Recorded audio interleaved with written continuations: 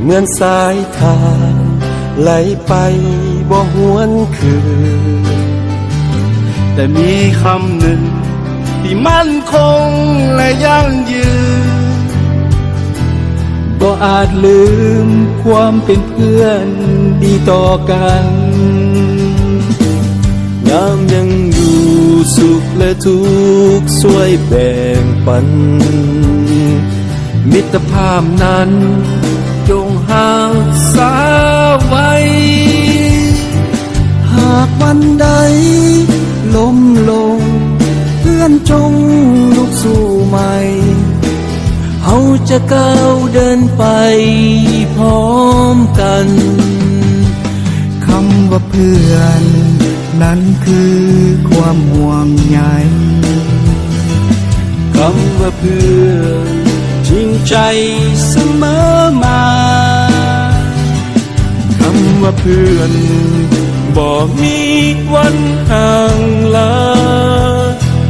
สั่วดินฟ้าเพื่อนกันตลอดไป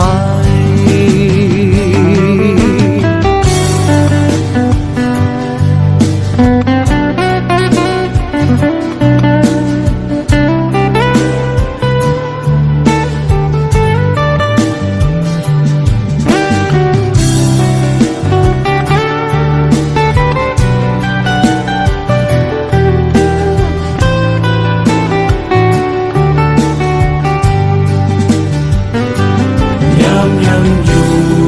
สุขและทุกข์ช่วยแบ่งปันมิตรภาพนั้น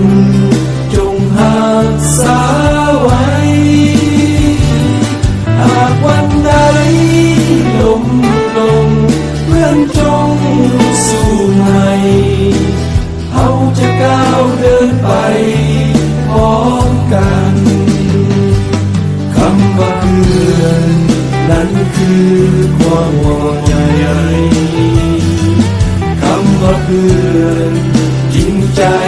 เสมอมาคำว่าเพื่อนบ่มีวันห่างลา